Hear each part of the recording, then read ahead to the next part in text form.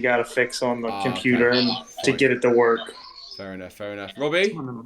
Robbie's working, isn't he? So Robbie can't actually. Robbie's like pretending he's here, but he's not actually here. Lou's here. Love that. Lou's in the house. Fraser's in the house. Right, I'm going to make this a nice quick one tonight because I've got lots of recording and editing to do for you lovely lot tonight. So I'm going to be here for about half an hour and then I'm back on the mentorship content to get it all out. Right, let's talk through a couple of trades from today. So I think there's three we want to talk through. Where are we? Let me share my screen. There's three that we want to talk through. I think we lined up. Let's get rid of that floating panel. Okay, so we want to look at, we're going to talk through this USD CHF trade. That's the first one. And then I think what we're going to look at, we're going to look at EU and it was GJ, right? That was what we were seeing in the chat today, right? EU and GJ. Any others that people want me to have a look at? Was that enough, do we reckon? Unknown caller. Let me tell you why your Forex strategy does not work. 95% of all Forex traders fail. This is partly due to the fact that you're rubbish at following basic rules. You all know who you are. But also because 95% of all trading strategies are flawed. My name's Czech. I'm the founder of Strong Money Forex. I've tested almost every strategy in the marketplace. And I've built over the last 8 years a smart, simple, easy to learn system that's taken the best bits from everything out there. Now, I want to reassure you, it is not your fault. Strategies you see online are oversimplified, heavily marketed garbage. The good news is I've spent years working out why so many traders fail, been one of those traders, and I've used those strategies with something that's been under your nose all along. You may even be using it right now and not even realizing how important it is. I'm currently, literally as we speak, building my 2024 mentorship course. As an early bird special, anybody who signs up using that link below will earn themselves lifetime access to my coaching and my mentorship course. A free one-to-one coaching call with me. The best part is at a massively reduced price of just £49. You will never see this course at this price ever again. Right, I'll start talking through USD CHF. And we'll go from there. So, personally, I don't like trading Mondays. I find that my experience shows me that trading Mondays, they're usually bad. So what I normally do, which is difficult with you guys, because you all love looking at the charts all the time, which is great, because you like learning, and I love that from you. What I normally do is not look at the charts at all, because it's really easy to find yourself in trades, obviously. Okay, so just getting rid of that from last week. I need to do some analysis on that bit. Okay, this is what I was looking at, and it starts really on the 2-hour time frame. So when we're looking at where the market is likely to be headed, after the event has happened, it can often be quite difficult because you get rid of your liquidity lines. Once they're being swept, you get rid of them. But you can probably see on this chart there was quite clear liquidity sweeping on Friday last week, yeah? Okay, everyone can see that. Let me just move this out of the way so I can see my timing. Okay, so yeah, this candle here was Friday's daily candle. And what we can see has happened quite clearly is we've had a clearance of liquidity here. Okay, I've got lots of money above those highs. We've got daily level. So that daily level was, that daily level was live. That daily level was live. That one had been swept by this candle, and that one had as well. So actually it was these daily levels that were swept on Friday because that was manipulated, and all of these were manipulated previously in the week. Okay. So then when we're looking at kind of where price is likely to be headed, it's really important to understand that the algorithms, the market cycles, however you want to refer to them as, they are typically moving from buy side liquidity to sell side liquidity. So if you've had a clear manipulation of buy side liquidity like we did here on Friday, then ultimately the next expectation is that we're going to go to a major level of sell side liquidity, which on the daily chart would have been the low of that Friday candle. You know how sometimes you see moves in the marketplace? I mean, that's a good example. You know how you sometimes see these moves in the marketplace that clear out one side and clear out another side? Okay, that happens in a much slower form on the daily time frame as well. And so on the daily time frame, we've cleared out liquidity there. The likely next move, therefore, is that, especially if you look at this, we are heavily bearish, right? especially as we're heavily bearish, the likely next move is that we're probably going to be pushing for some sort of sell side liquidity. And when you have then this huge candle here, this huge impulsive candle that where all the imbalances have been filled in, it clearly showed me that the likely next steps were going to be bearish price action. Okay, which is then how I found up looking for bearish. You know, if I'm looking at that structure overall, we've got clear liquidity manipulation here. So buy side liquidity has been taken out there. Major daily buy side liquidity has been taken out there. I'm pretty happy that we're probably going to be pushing for some sort of sell side liquidity. The last major move was a buy side sweep. So the next major move is probably going to be a sell side sweep. Okay, so it's worth just paying attention to that. Okay, and we've got this key liquidity area that, as you can probably see, looks like it's going to be tagged pretty soon. Okay, and we may even find that the market goes all the way down to here. Okay, I'll be out by that point, but we may find it happens. I'm going to sneeze right there. Excuse me. So, when you guys were all chatting this morning, I did the stupid thing. Well, I mean, it's worked out this time, but often I find Monday trade don't. I did the stupid thing of having a look at my charts. And I know when I do this, I normally end up talking myself into a trade. So Asia here, okay, you can see Asia itself has cleared out some form of liquidity, whether that is its own liquidity here, which can happen because remember, Asian liquidity is subjective to time of day. It's not like there is a, if I change that to like 0.30, okay, that's now an Asian liquidity sweep, yeah? Okay, everyone can see that, yeah? So if I change the timing of that by 30 minutes, that now becomes an Asian liquidity sweep, that little move there. Whereas if I change it back to where I would say Asia finishes, which is 6 a.m., it's not liquidity sweep. So sometimes you'll oh, definitely. Sometimes you'll see Asia sweep itself, and it's good to be just kind of aware of that.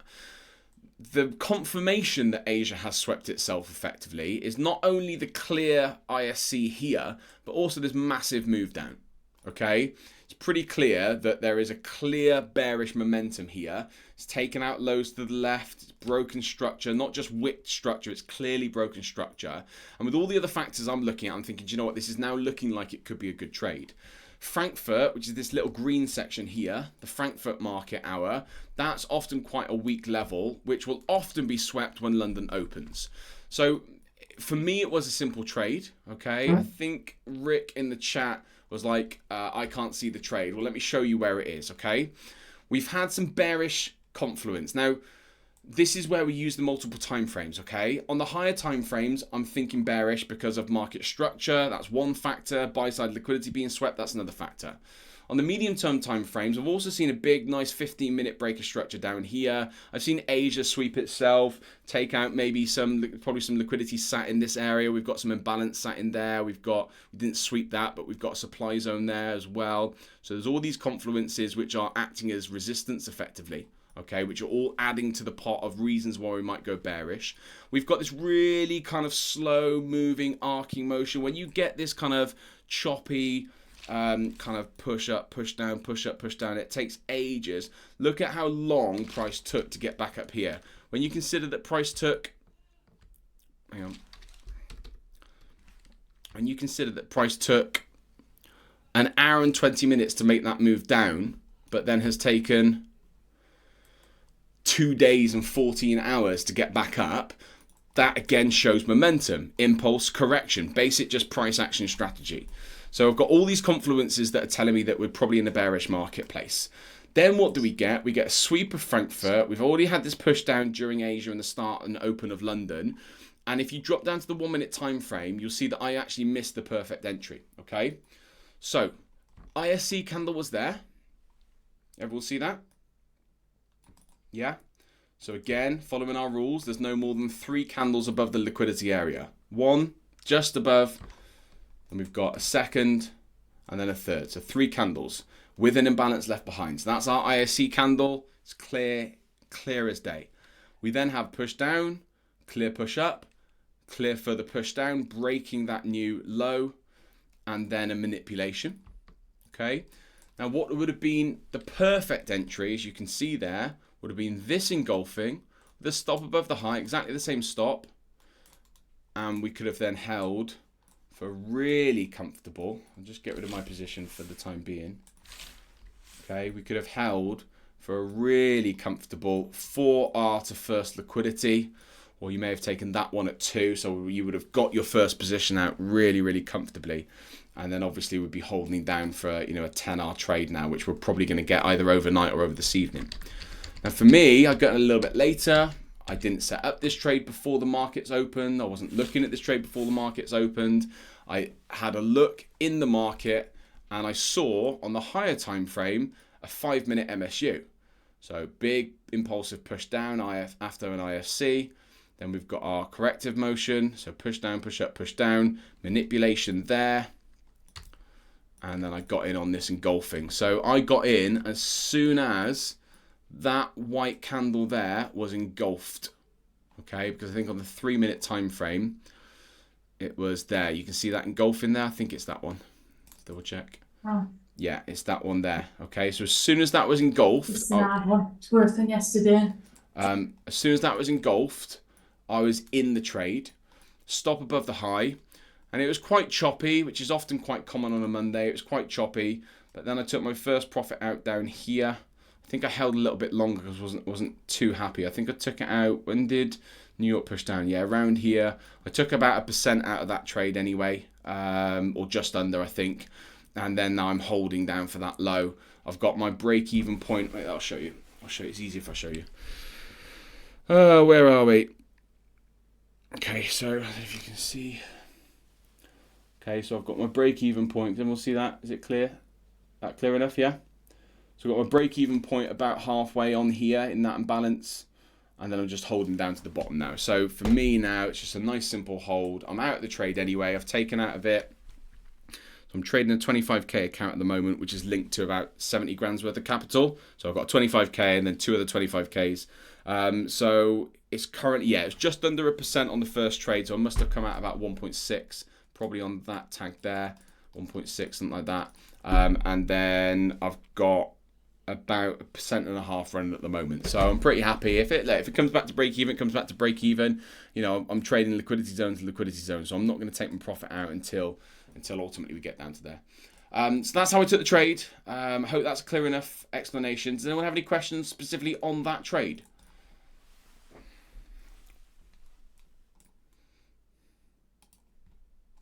No? All good? No. That makes sense? Cool. Yep. Now, a few of us are getting stuck, I think, on GBPJPY at the moment. Who was it? Was it Fraser? Was it you looking at GJ at the moment? Yeah, I was looking at it the last couple of days, yeah. Okay, cool. Right, let me do a bit of analysis. So look, it is a bit shit at the moment. Okay, it's not the cleanest of charts. Okay, you are in an area which has a high probability of pushing down. The likelihood is, and what I'd be probably expecting if I were you, pal, is I think what we will probably do is we will probably sweep that external liquidity overnight. Because it's Monday, what you'll find is if price, but look, when you look at that though, that is a real clear, that's a Wyckoff distribution if I'd ever seen one before. Really, really clear. You've got the ISC there. You kind of get a manipulation set up there. I can see why you've taken the trade, definitely. I can definitely see why you've taken the trade. The only bit I don't like about it is I don't like the fact that this external liquidity point here, let me just draw it out 2 seconds. It's really close to the other one. Yeah. And think about mass psychology. So it's really important to think about mass psychology when we're taking these trades. So when we're this high and we've taken out liquidity and then we've rejected it, okay, has this just been designed to lure people into the markets early? Or has there just been enough volume of orders above this level to cause a big reaction, which is then maybe fooled wrongly so, but maybe fooled rightly so, a load of traders to start selling and a load of traders to close their buy side profits, okay? It's probably a combination of everything is what I've learned. So I think it's definitely a valid position. I would be on my toes with it, because I would be expecting I'd be expecting some sort of manipulation. I feel like if we were powerful enough to push down, we might have been pushed down a little bit further by now. Then again, it is Monday and volume is low. And think about our market cycle. So if Monday is our accumulation day and Tuesday, and we are in an overall bearish market, which you can see, stuck in a range admittedly, does Tuesday then give us a really clear manipulation? And therefore the rest of the week, do we get a really clear distribution? Okay. I would say if I was analyzing this marketplace, that would be my ideal. That's what I think will probably happen. So I've moved my stop to break even pretty quickly. I managed my trade today on USD CHF a little bit differently. I moved my stop to break even really quickly. I normally wouldn't move my stop to break even until we've got into like some structure, like kind of like this structure here. But I actually, as soon as we got that pushed down, and I think we broke that level. So when we were around here, I moved my stop to break even. So when we were around that area there, I moved my stop to break even, because I was like, I'm not gonna lose a full position on Monday when I shouldn't even really be trading anyway. Okay, because it's not my day to trade. It's outside of my rules. But I'm a sucker for a Monday trade, and you'll learn that about me. So yeah, I think when you look at kind of raw price action as well, if we're looking at kind of just literally kind of impulse correction, this move here concerns me. Really impulsive move, and then really corrective kind of New York and rest of the day. I reckon we're probably going to get a move up overnight, okay, especially when we've got the Asia session opening, and Japanese yen pairs will often move nicer, or nicely at least, during Asia for the obvious reasons. So I think we're probably going to take out, because then we've got on the 30-minute, 40-minute time frame, so 1 hour time frame. One of the things I think is really good to learn is how the markets reverse. So we're taught through SMC and various concepts that basically, if you get a push up, and let's say it clears out liquidity, and then you get a push down, okay, let me draw that a little better. Okay, so we're coming into an area like that, okay, like this. Okay, and we're slowing down. We're taught, can you see that red line, or does it need to be thicker? No, I can see it. Yeah, okay, right. We're taught that basically, if you get a manipulation of a high, and then a change of structure, break of structure, whatever we want to call it, and then a push back up like that, okay, SMC and various many strategies teach you that that break of structure is valid, right, to take a trade from. We've all heard those theories, yeah? Yeah. Okay. Yep. And a lot of us miss the reason why that fails. And it fails a lot, okay?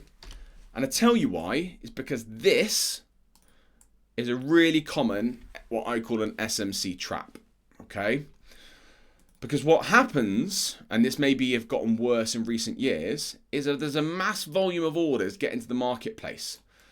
But when you look at that there, is that a bearish market? If you look at just literally that, I'll make it a little bit bigger so you can see it, guys, better, okay? Is that bearish market?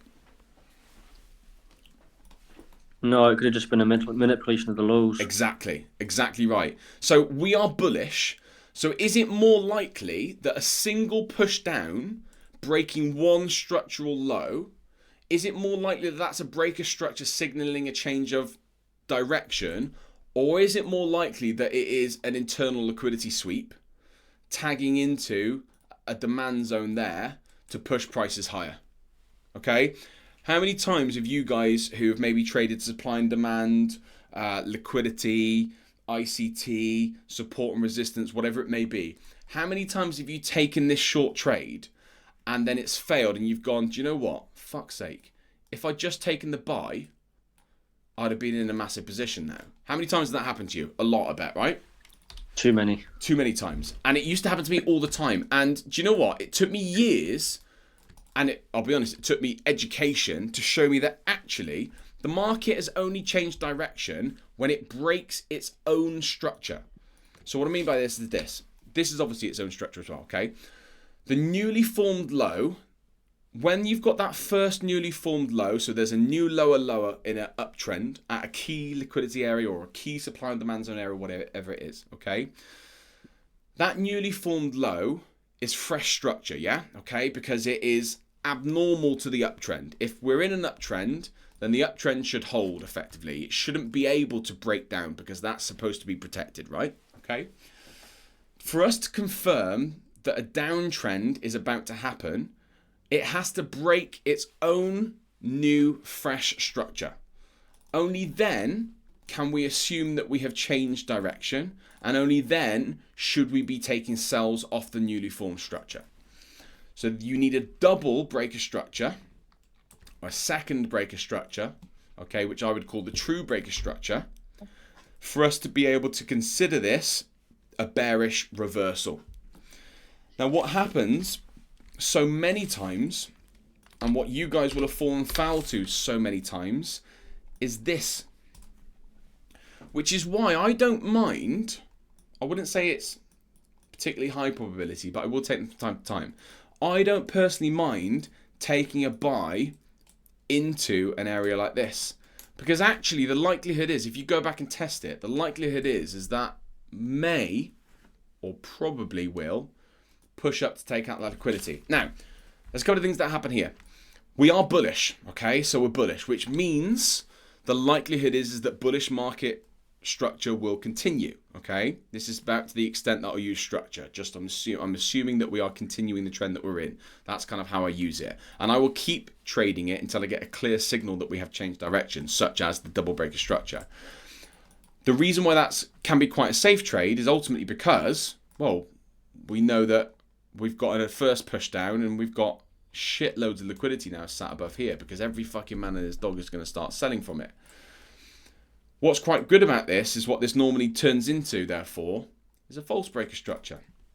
And if then we get a false breaker structure with an ISC, and then we get a push down back into the liquidity area and an MSU setup, that is a pretty darn fantastic trade. And you'll see them all over the place, okay? That second push up, which then turns that into a fake breaker structure, if this then holds and gives us an MSU setup, that is normally a pretty good trade. Obviously, if it does this and then it gives us a second breaker structure, then it's still a pretty damn good trade. But you can get into them a little bit earlier because once you've got that false breaker structure, I'll try and find you one. Once you've got that false breaker structure, you can often get yourself into a really nice position. Let me just try and find one on a lower time frame because there's probably more than there. 2 seconds.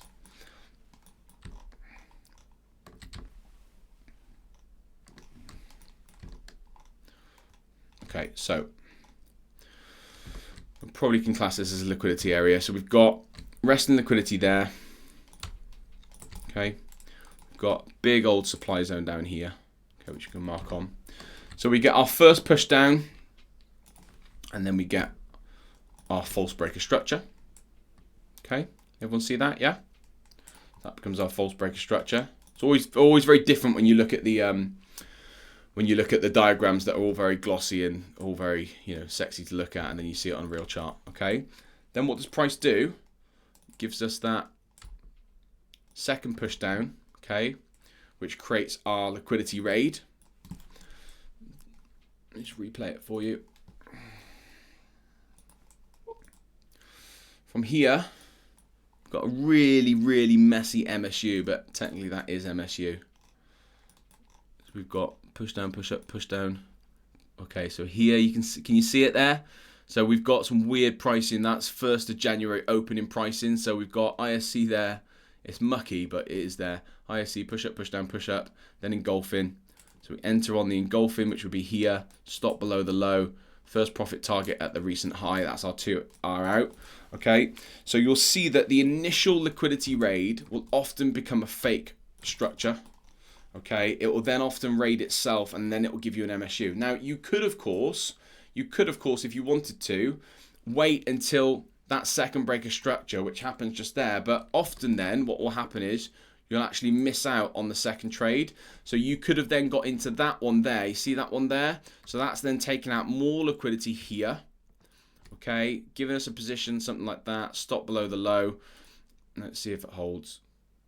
It's taking us out anyway. So that might actually be another manipulation. Let's have a quick look. What's going on with the bars at the moment?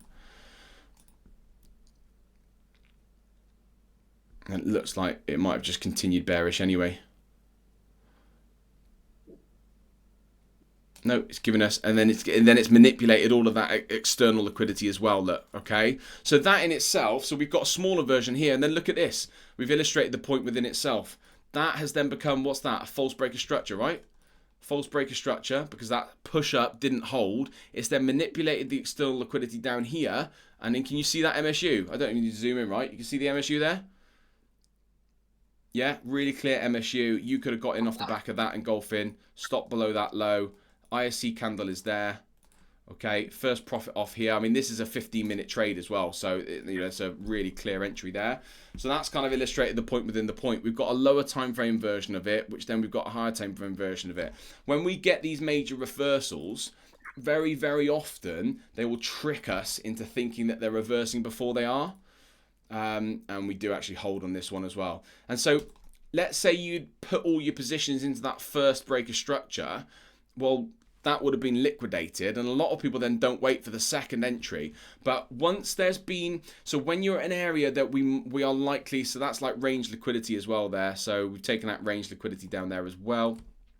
So we mark that on. Once you're at an area which we're likely to see reversals from, just don't take the first one.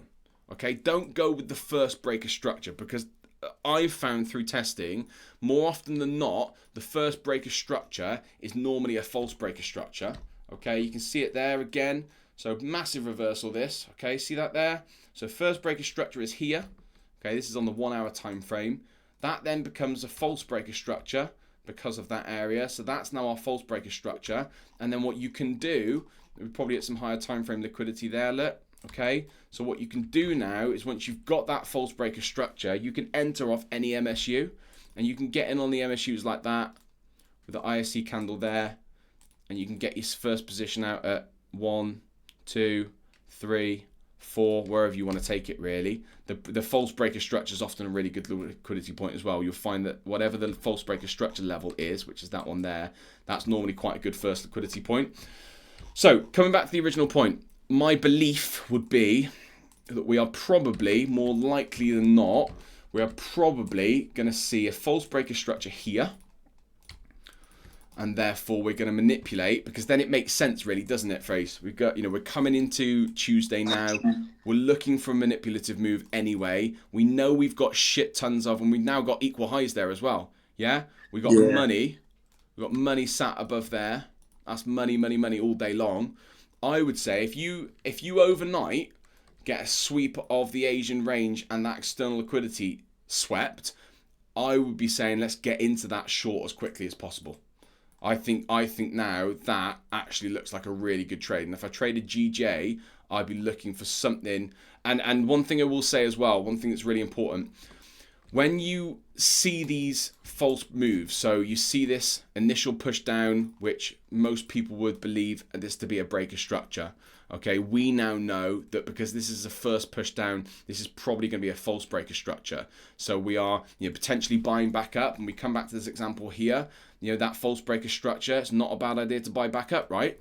This false breaker structure in here, not a bad idea to sell back down. See how effective that is? So when you've got that initial reaction from a key liquidity level, this trade to buy back up, yes, it's a short-term play, but the reason why I quite like taking it is because the chance of me then faking out this move and it becoming a false breaker structure is really, really high. So I really like the idea of that, and I will get into those quite a lot. It's a higher risk trade, definitely, but do you know what?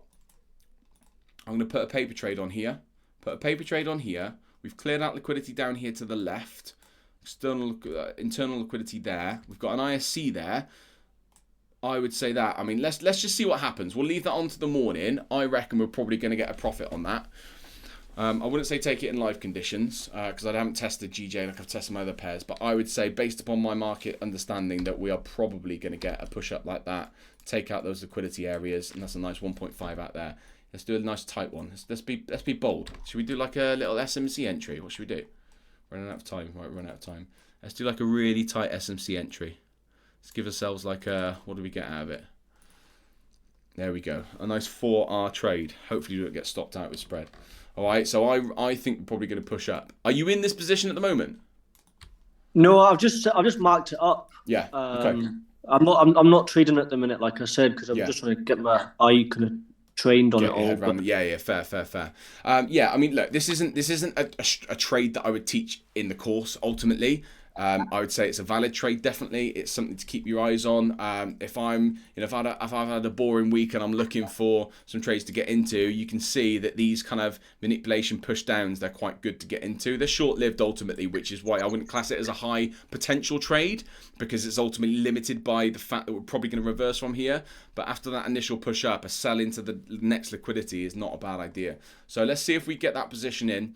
If we do get that position in, I think you're probably game for shorts tomorrow, and possibly even a short week, because if we take out all that liquidity here, bear in mind that when we've come up to here and we've nearly got there, think about how many more people have sold again, expecting to take the liquidity out here. So we've got this kind of squeezing of price now. We've got this kind of congestion here where price is really kind of getting tighter and tighter. There's orders filling up all over. This is going to blow one way or the other. And from what I can see from overall market structure, we've had an initial push down. We've had a couple of manipulations of the highs. If we're looking at, see, we've got a pretty major daily like level equal there. highs there now, isn't it? Yeah, equal highs there as well. So do you know what it's a difficult one, and this is why forecasting is great to some extent, but also can be quite destructive. We have got a major level up there with fuck tons of liquidity.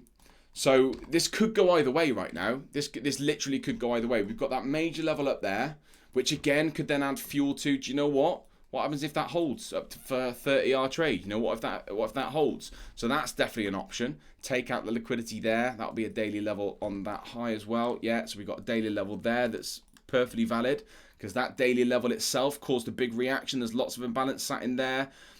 We have got EPA here as well. I'm going to lose you guys in a minute because I think we've reached 45, but we've got EPA there as well. So there's definitely lots of reason for us to come bullish here. Okay, how long that bullish price action continues for, we don't know, obviously, but let's see how it plays out, and we'll have a chat in the group tomorrow. So any questions? I think we are very limited on time. Any questions? No, that clears it all up. Thank you. Cool. Nice. No. Right. I'll get this recorded. I'll get it sent out.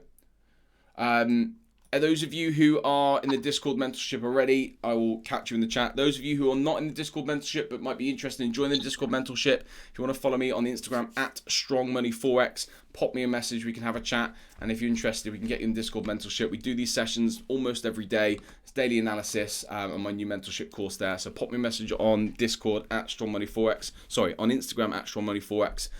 We can have a chat about whether the new course might be right for you or not. But other than that, thank you very much, guys. Any questions, give me a shout, all right? All right, have a good day. Cheers, and you. Cheers.